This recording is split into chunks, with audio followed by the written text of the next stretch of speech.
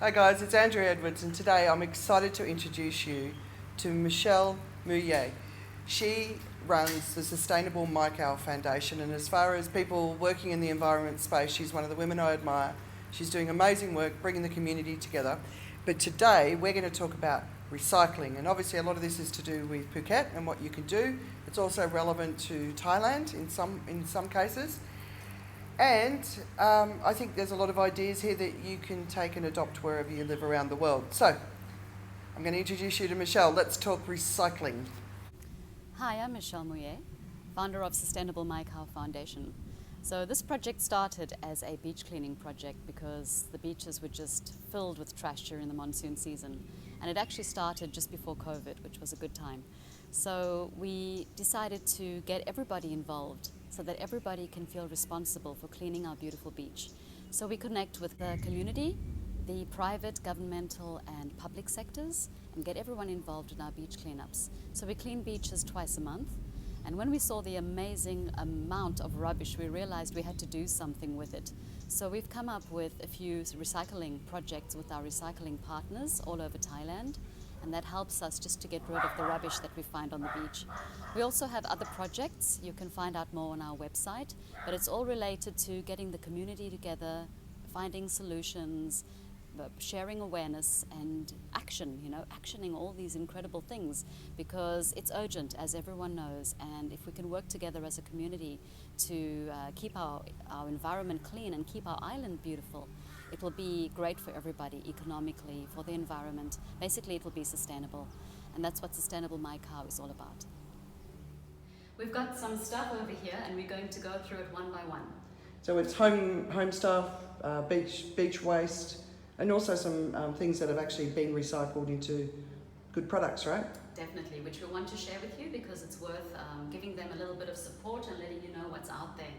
We want to give people confidence again in the recycling system, because what's happened in the past is in Thailand we were introduced to the system of the 4 rubbish bins, but what happened unfortunately was one truck was coming along and this kind of gave people it demotivated them to recycle. So a lot is being done by the government and different initiatives, but we would like to also share that with you, especially in an English perspective, for foreigners. Alright. So anyone who's been on a beach cleanup knows that these are the kind of the standard things that you see. So Michelle, you've got 9 categories? That's right. We separate into 9 categories, sometimes more, depending on what we find. So we have fishing gear, okay? It can be all these floaters which can be reused. So we can either use them for art projects or give them back to the fishermen so they don't have to buy new ones. Yeah. So these are dangerous, as everyone knows, because of the syringe, right? Because of the needle. So these we collect, and for now we will keep them and eventually give them to the hospital and they can dispose of it in a proper way. Okay, so one of the things I'm always wondering, I pick up a lot of syringes on the beach, and where are they coming from? Well, I think it's a mix of people using them out at sea. It could be for drugs or insulin, we're not too sure.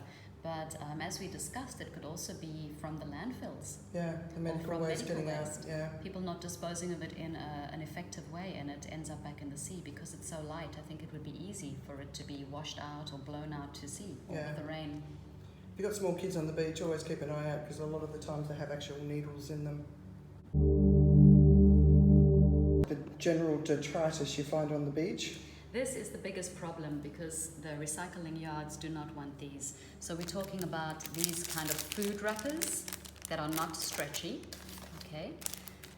These kind of cups, some of them can be recycled, which is good news. If it says at the bottom, if it says PP, then it can be recycled. So it's always best to collect them and take them to the recycling yard, and at the recycling yard they will show you what you can and cannot recycle. Straws are a big problem, nobody wants them. So what we're doing with them now is just giving them to artists, which is better than it ending up in the sea again. Yeah. Broken plastics that we find on the beach can't be recycled because they're just too fragile. Yeah, right. So they have to end up in general. And things like this, although this could be put in with the stretchy plastic bags, which we'll tell you more about later.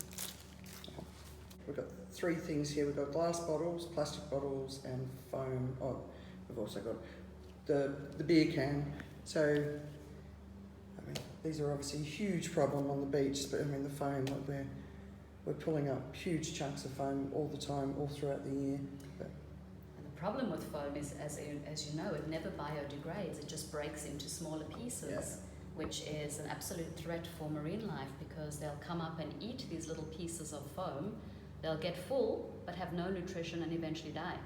So it's also important that you collect the foam and make sure that it's disposed of wisely.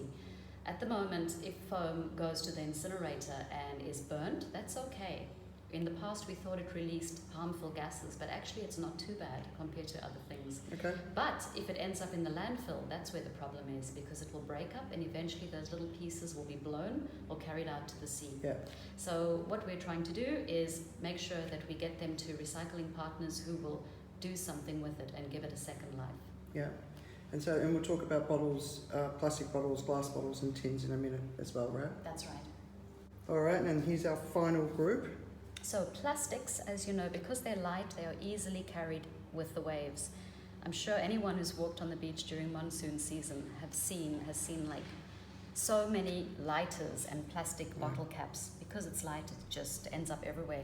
So the strange thing, what we noticed when we were collecting all these lighters, is that most of the hoods are missing. Yeah, So right. either that happened with the sea, or somewhere people are taking off the steel, selling it, and just dumping the rest. I don't know what's Or it's happening. rusting. Or it's in the rusting. sea, right? Could be. So imagine that in the sea.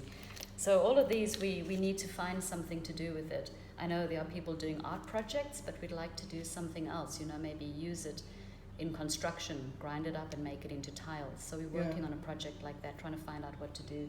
Sparkles in tiles. Yes, can you imagine? Or swimming pool tiles. It could be beautiful, Yeah, right? exactly. So any ideas, please let us know. The hard plastics that we collect on the beach, like some fisherman's comb, these kind of things can be recycled. Okay, so put them apart. I call them hard plastics because that's what they are, and they are easily recycled. Shoes are a problem. I just love this little shoe, the cutest one I've ever found. And that's something that also puzzles people, how so many shoes end up on the beach. So there is a project called Thailand in the southern part of Thailand, and we are working with them to recycle old shoes into new shoes. So that's an interesting project. Yeah, definitely. These bottle caps, please collect them, wash them, especially if you have these as well that come from Tetra Paks. Take the plastic part out and the lid, clean them.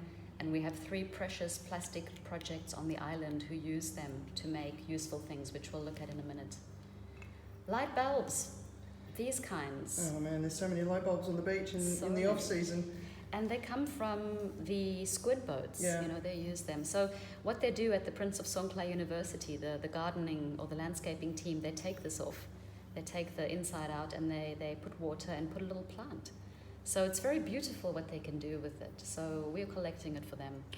Okay, decoration. Maybe it could be sold as gifts in the future, just to make a bit of income from Well, the it. glass could be crushed up as well, right? Yes. Yeah. The dreaded fishing lines. Fishing nets are a big problem. As you can see, they have these kind of fishing nets. If a turtle swims into there or any fish, it will be difficult for them to get out. So whenever you see fishing nets on the beach, please collect them and dispose of them properly. We work with Environmental Justice Foundation, and they ensure that these are recycled in a better way, but we'll speak about that a little bit later. Okay. That's a vegetable bag there, right? Yes. That yellow one, which avoid them too, right? Avoid them. But if you can't avoid them, keep them aside, because the companies that recycle fishing nets can use them as well. Okay. If you're wondering, so here we're going to talk through now some of these items which are produced from the rubbish that we're picking up off the beach. So there is something we can all do. So we'll do that, and then we're going to talk about the different types of products, what can be recycled, what can't be recycled. So here we go. I'd like to introduce you to a company called Quali, Qually. They're based in Bangkok with their factory up in Ayutthaya, and I visited them recently to see the amazing products that they have. So this one really caught my eye because firstly, like all of their products, it's wrapped in recycled packaging, and it has information in the front that brings awareness about the product and also about that particular marine animal and the threats that it faces. So here they're telling us that whales ingest 171 pieces of plastic per day, which is a lot of plastic, definitely terrible, but true. So their product, which I think is very smart, it is a whale. And this whale is made from plastic bags. And the purpose of this whale is to put in plastic bags. So how's that for smart? Okay? So you put in your plastic bags, your reusable plastic bags, and every time you need a plastic bag, you pull one out, you get to reuse the plastic bag, and it also reminds us about how whales are ingesting the plastic bags and how they should be coming out of their mouths rather than in. So that's what I like about it.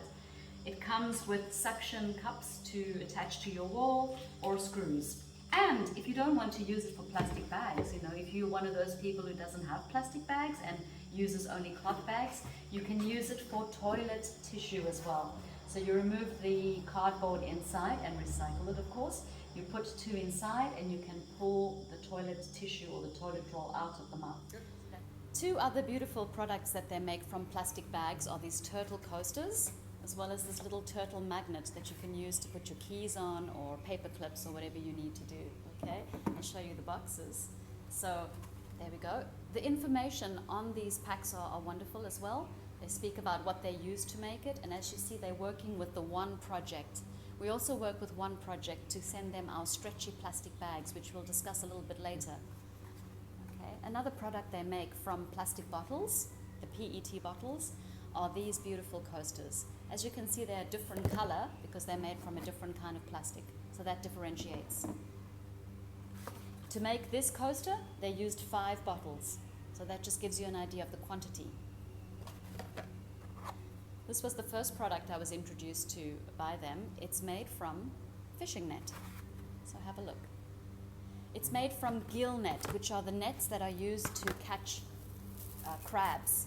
So not many fishing communities use them, but they look like this, just to give you an idea. Similar to the nets we get from macro when we buy potatoes and onions. So please keep these aside, send it to us, and we will make sure it gets to them, because I'm sure they can use these as well.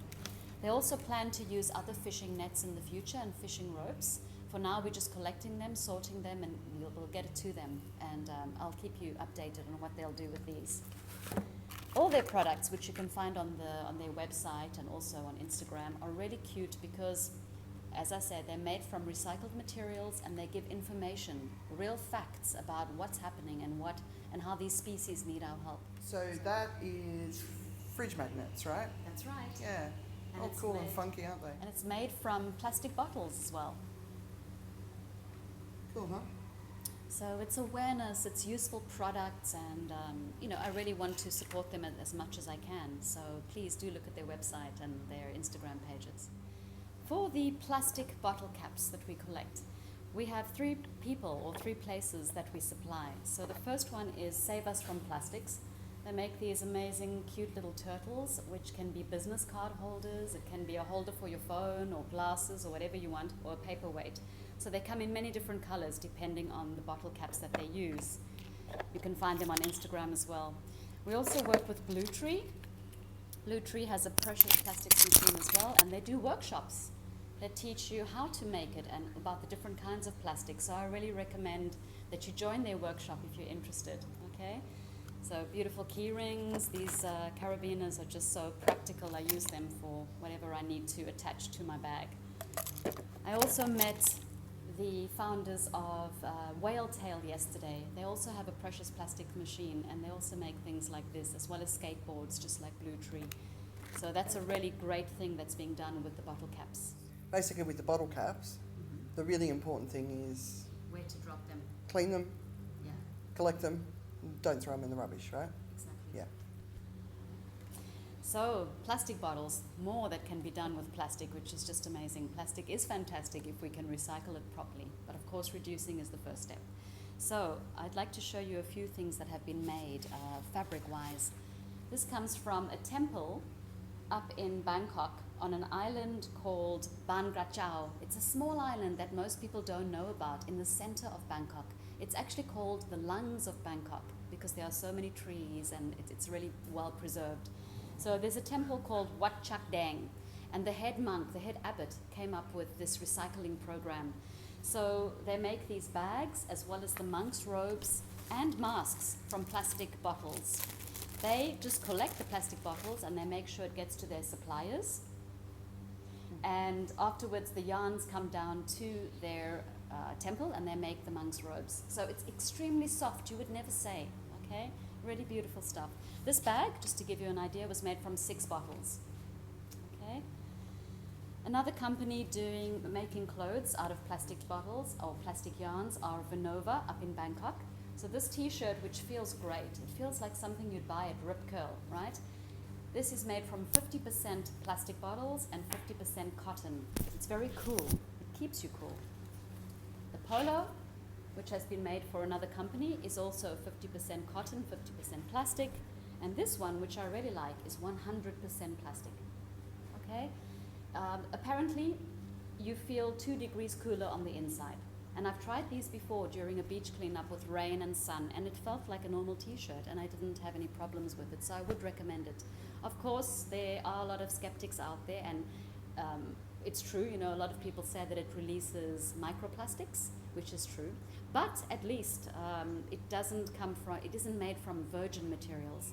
And also we're reusing the bottles, so they will never be a perfect solution, but at least people are trying to do something. Yeah, I think that's a really sort of big and challenging issue, is making sure that we're recycling in the right way so it doesn't continue to do environmental damage. But we have, you know, I was looking at 10% of every piece of plastic ever produced has been recycled. So we've got a huge amount of waste in the world that needs to have another life, and I think we've just got to get better at determining what that looks like, right? Okay, the next thing we're moving on to is glass, right? Extremely heavy, takes a lot of resources and time to recycle it. So what do we do with our glass? Well, you can always take it down to your recycling yard and it will probably be sent up to Bangkok, which obviously is it uses a lot of resources, or it will be crushed into glass sand. Okay, so this was done at the temple I was telling you about a few minutes ago. And they have this machine that crushes the glass into these. It looks like diamonds. And then it comes out, you keep sifting it, and it comes out in the sand. So what we plan to do is find out if we can use the sand for construction or for tiles or something, just to use it in the construction industry, so that all these glass bottles that we have lying around that end up on piles will rather be used for something worthwhile. Also the islands, a lot of the islands do not have recycling facilities. They don't even have garbage collection facilities. So what I've seen with my own eyes on beach cleanups of the islands is a big hole where everything was dumped and burnt. As you know, glass doesn't burn, it just cracks. And it's dangerous, right? Considering it's going to be there for hundreds and hundreds and hundreds of years. So if we can get this project moving in the islands as well, provide them with the machines or access to the machines so we can make the glass into something useful. There's a startup company in Bangkok I want to tell you about, a group of young guys who started it as a CAS project when they were in IB a few years ago. So their company is called Rescued Glass, and they make these beautiful vases or drinking glasses, whatever you want to use it for, made out of beautiful bottles. So if you have bottles that are really beautiful that you don't want to just recycle or you don't want to crush up into sand, please let us know and we can get it to Rescued Glass and they'll make something beautiful from it. Yeah. Okay. One of our biggest challenges on beaches, as you can all imagine, is the foam, or polystyrene or styrofoam, different names, okay? So as you know, when it breaks up into these tiny little pieces that are easily blown back into the sea or onto land or into waterways which go back to the sea. They are extremely dangerous for little creatures. Can you imagine? If they eat these, their stomachs just bloat up and get full, but of course they don't have any nutrition and eventually die. So one of the main things that you can collect on your beach cleanups, of course everything is important, but this I would say is very important along with the fishing nets because they entrap the animals as well. So we were not sure what to do with it at first. We thought we'd send it to the incinerator. If it burns in the incinerator, it's okay. I've heard that with research, it's not too dangerous for the environment. But if it ends up on the landfill, we have this problem. So what do we do with our foam? Well, We take it up to Sonova Surf Factory in Khao Lak, and they have a big machine that they use to melt down their foam because they use it inside their surfboards. So the excess pieces that are left, they put it in this big machine, and they've invited us to join and put our beach cleaning styrofoam in the machine as well. And they melt it into this kind of thing. Of course, it doesn't all end up like this. This was just a fluke, and it just ended up as a beautiful art piece, which I use now. But they melted into these blocks. These blocks are hard, they're smooth, but they're quite fragile. Once a month, they send it up to Bangkok to the factory, their recycling partner, who makes it into pellets. Then they send it to another factory who make it into window frames, door frames, and picture frames. It is very difficult to make it back into polystyrene. It's possible, but very difficult. So they are doing research about that now.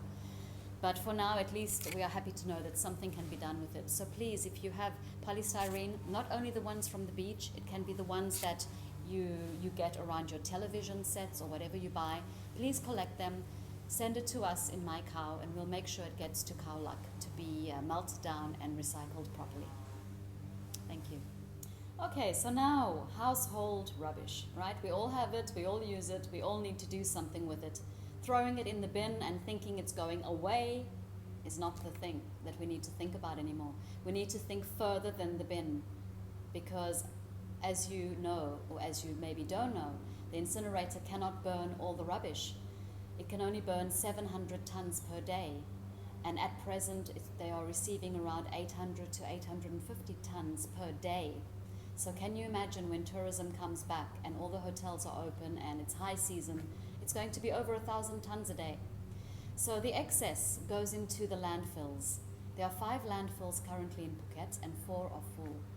So do you understand the urgency of how we need to start thinking further and not leaving it up to other people to do it, but starting in your home? And that's what we want to show you today, because we hope you can take some of this knowledge with you and make habits.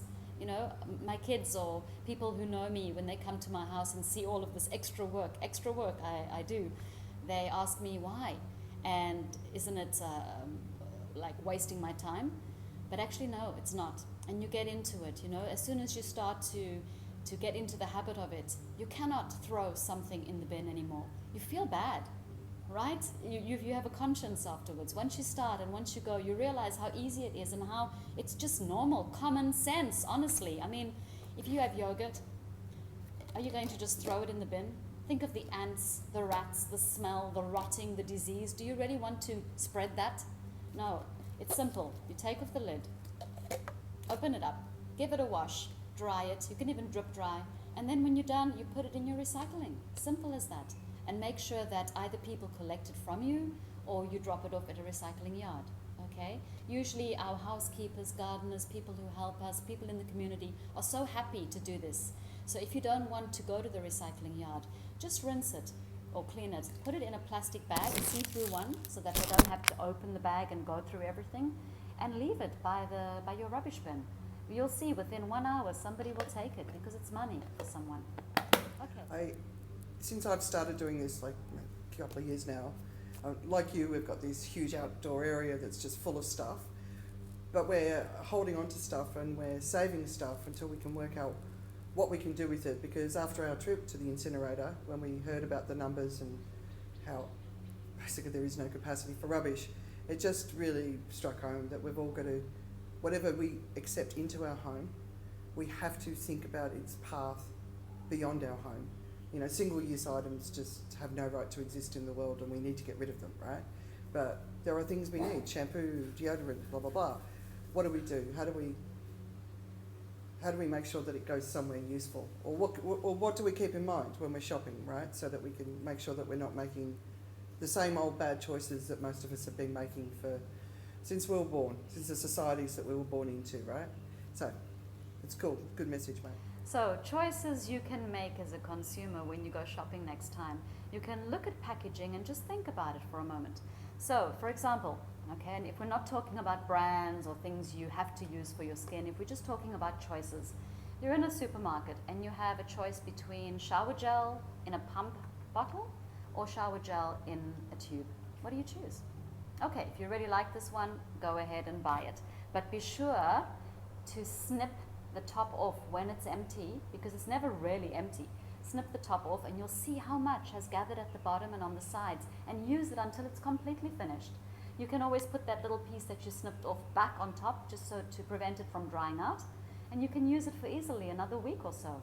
Once it's completely empty, wash it out, dry it, get it to recycling.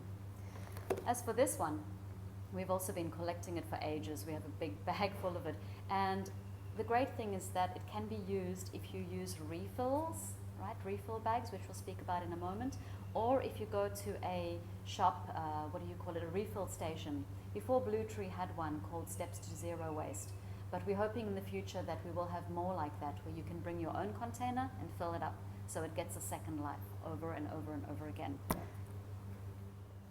More choices when you're buying things. If you can buy eggs in a carton, paper carton, or in plastic, what would you choose? Okay.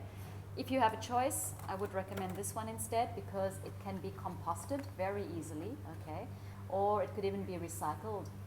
If you don't have a composter or you're not sure, and if you do end up with this, no worries. It can be given to a farm.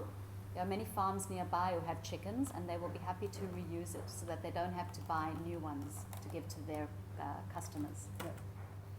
So all kinds of plastics, as I showed you earlier, can be recycled. There are different kinds, and they usually have a number underneath. There are so many kinds of plastics. We don't expect everyone to be experts. I mean, even myself, I'm still learning about so many different kinds of things, even though I've been in the recycling business for some time now. But what's important is, let's say, if you have hard plastics, you see when I squash them, hard plastics can be recycled. It's the thin, flimsy ones that are difficult to be recycled. Like this one's okay, but some of them cannot because they're just too thin. Okay? Things like this, for example, I think would be difficult to be recycled. So it's best to try and avoid them or reuse them until they eventually can't be reused anymore. I often speak about the stretchy plastic bags, and I'd like to show you what is the difference between normal plastic bags and stretchy plastic bags. This is a normal plastic bag. You can hear it. These can't be recycled. Most of our snack papers, things like that we buy from 7-Eleven come in these, unfortunately, and they can't be recycled. And they are what we call single-use plastics, and they end up in the general waste. If they are incinerated, that's great, but if they end up on the landfill, you can just imagine with the wind what happens to it. Stretchy plastic bags. So I mentioned earlier that we work with a project called One Project. They collect these stretchy plastic bags. Yeah. Okay, so it's the kind of things you find that are wrapped around your six-pack of milks, bubble wrap, Ziploc bags, as well as these fruit bags. And don't worry if they have printing on it, that's fine, they can use them. Okay, so when you have your plastics, just pull them and check if they're stretchy. Things like this as well, stretchy plastic bags. As well as the bags we get from 7-Eleven or from Macro, all of these are stretchy plastic bags that can be recycled. So for more info about that, you could contact us. We have a collection once every 2 months that takes place at Blue Tree Phuket. But in the meantime, everything needs to be stored here at Sustainable MaiKhao Foundation Sorting, Recycling and Learning Centre. I think another really important point there is being conscious of when we're shopping. You know, you get those 2-for-1, 3-for-1 deals, and they're wrapped, and it's always in that really hard plastic, right? That the plastic that doesn't stretch. So just making the choices when you have to get plastic, making the best decision about plastic, which is the stretchy one. Yeah. Trays. Plastic trays, right? If you're buying a sandwich or some fruit or meat or whatever, they always come in these plastic trays. Unfortunately, as the consumer, we don't always have a choice, which I understand. But what we can do, where our choice does lie, is what we do with it after. So this can always be reused. They make great picnic plates, right? It will be quite a statement if you go to the picnics with your tray like this as a picnic plate. Why not? They can be used to plant seeds, to germinate seeds. They can be used for many different things. So please reuse them before you recycle, okay? Recycling should really be the last option just before disposal. So let's see if we can reuse things first. Also, if you have a choice, go for something like this, which can be reused over and over again. And when it cannot be used anymore, it can be composted because it's paper. Speaking about paper, there are different kinds of paper and cardboards. Pretty much all of it can be recycled. Okay, so I'm talking about your printer boxes, toilet roll, cereals, whatever you do, put it aside, as well as paper like this. It can all be recycled. This bag, before you recycle it, try to reuse it. Reuse it as a present bag. You know, when you have a gift, just put the gift in with a lovely bow, and it makes a great present, and it can be a great gift wrapping, and it can be reused over and over again. These kind of things that you get shoes in or bags can also be reused. I'm not sure what the lifespan is on these, but I'm sure eventually you could do something with it, hopefully compost, if it doesn't have too much plastic and print on it. Okay.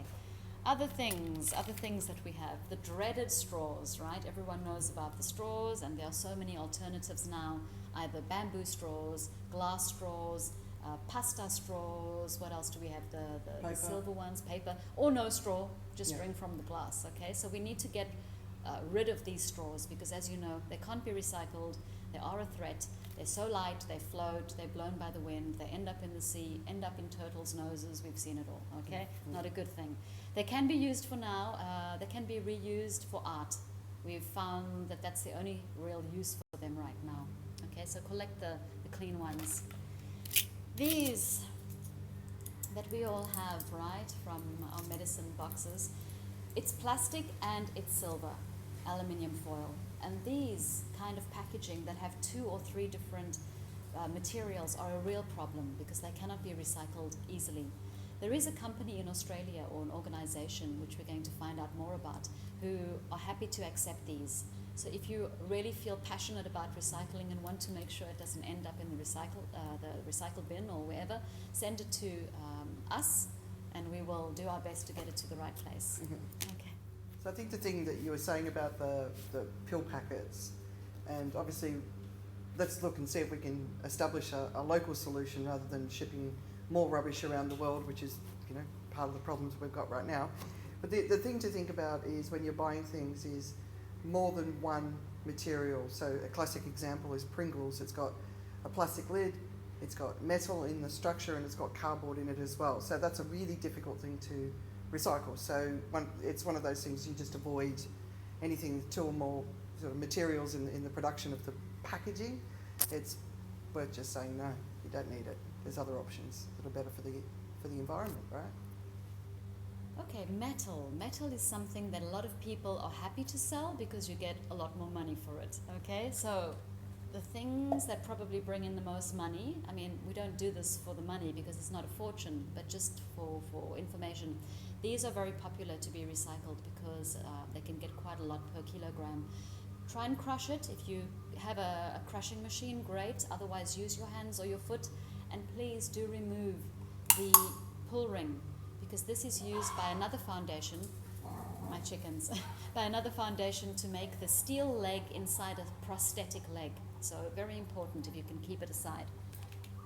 Other things that are also made out of steel which can be recycled are things like this, as well as cans, okay? So cans should be washed out, and I recommend that this is put inside and squashed to prevent it from falling out, because that cuts really bad, okay? Other things made out of steel that can be recycled are these cans. The only problem is, when I took them to the recycling yard, they told me that you have to take a grinder, which not everyone has, and cut it along the side. Let the gas escape, and then you can recycle it. They will not accept it like this. So that's just some information for you. Also, the nozzle and the lid needs to be taken off and separated, because that's plastic. Things like this as well, styling foam. Always remove the plastic caps. Try to remove this if you can. If not, leave it like that. They'll do it at the recycling factory. Cut it and make sure that they are separated.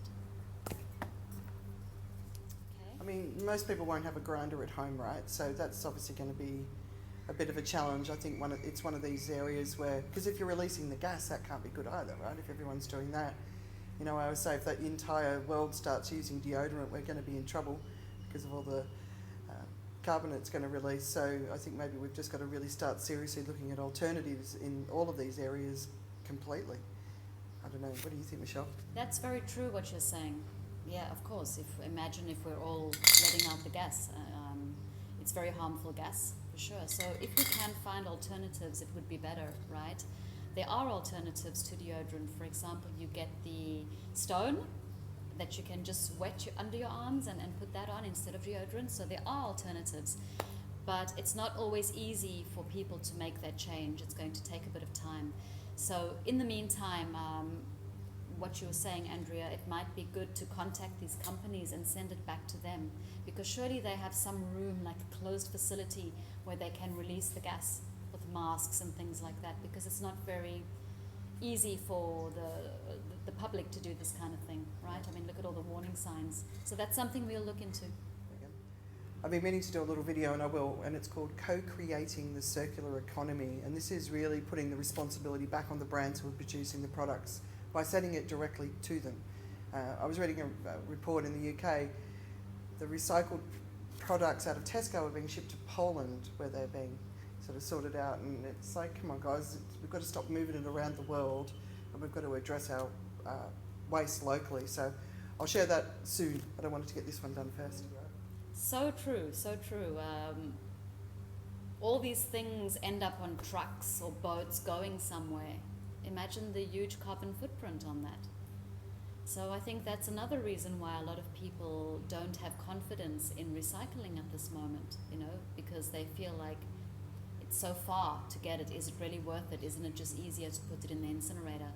Also, a lot of people don't know what to do. As you see, the things that we've addressed here, there are a lot of things to deal with when you're recycling. Of course, it becomes a habit once you get into it, but there's a lot to think about. And if we can provide solutions, and if all of us can try and find out more about what happens to our rubbish and what we can do locally and support the projects locally, I think that can be a really good thing. And for me, rubbish is a classic. Out of mind, out of sight. Once it's in the bin, we abscond our responsibilities, and that's one of the things that's going to change. We saw the IPCC mitigation report, and there's a big focus on our individual actions and the collective impact that will have, which is my topic. That's what I'm talking about in the world right now. So we've, just that there is no way. That's the message. We're on this earth, there is no way. And if people could really take that into their heart, you'll actually start to feel grief. I feel grief when I see people being wasteful. My children know not to buy bottles of water, and we live in a country where you can't even get water out of a tap that's safe. So, but we've worked out ways around that so that we're not contributing more to the problem. So it's all about all of us just being more conscious of that, and and we can all do it. We can all do more, and it does require a little bit of effort, but there's great reward in it, because you will feel joyful. It feels good, and you know that you're doing the right thing. And Michelle's going to guide us to make sure that everything that we do is worth doing, rather than so many of the failings that we've seen in the past when it comes to recycling. So stay tuned on what we're talking about here and what we're going to share in the future, and Michelle's really going to guide us through this, and it's important.